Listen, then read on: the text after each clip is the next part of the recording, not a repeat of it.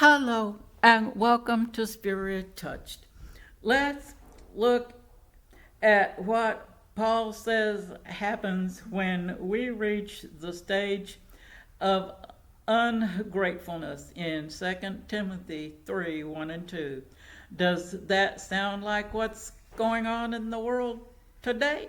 This means praise is a priority.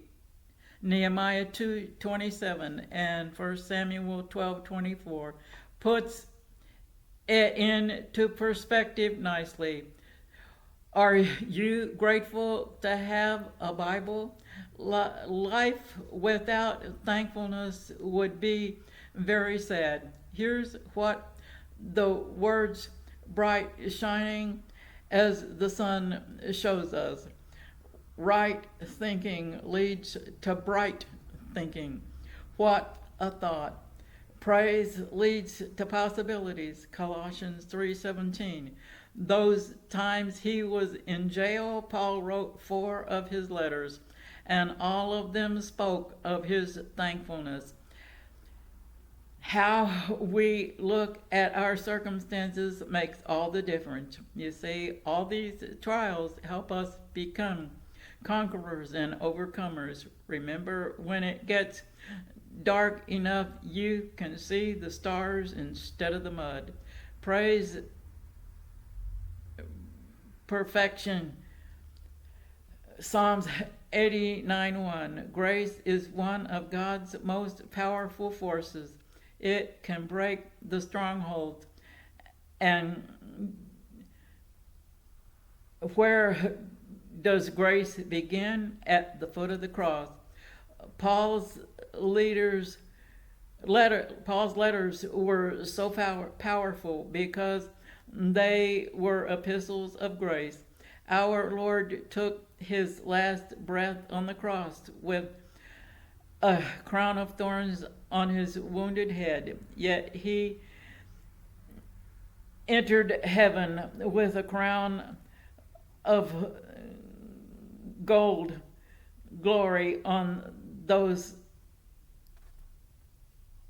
healed hands.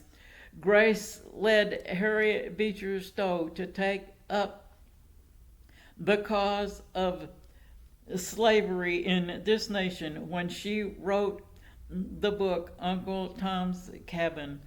Grace taught Mr. Newton's heart to fear, but it also relieved those fears. It inspired him in spite of losing her baby boy to disease. Mrs. Stowe was inspired by the slavery she saw to write her book. His song and her book complement each other. Grace is what causes the darkness to flee. It takes many forms. It can and does find its way into any place. Now that you have a better understanding of this amazing grace, Jesus says to you, Matthew 10:8. Yes, grace has brought us safe this far. Let it lead you home. Once grace has you in her grip, she doesn't let go. For more on grace, check out In the Grip of Grace by Max Lucado. And What's So Amazing About Grace, I believe it's by Chuck Swindoll. John 1:16 tells us what grace really is. One blessing after another. The word says God gives us abundant life. Where does that life come from, you might ask? It flows freely from the throne of grace. Not only is his grace good enough, everything he does and everything he gives us is good enough, because his best is better than anything we could ever begin to come up with. His best makes our best look paltry by comparison. Once you come to Jesus, he gives us the power and the grace to make the crooked things in our lives straight. Grace can be like water that flows in all directions, seeping into hidden crevices and the darkest places to reach its target. The water of grace comes to thirsty lips as a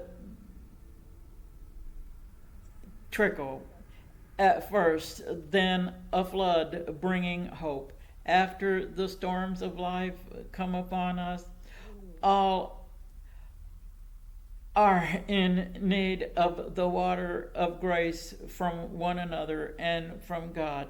Storms seem to bring out the good in people as they help each other. That's grace at work. It doesn't look for attention. It's just there when you need it.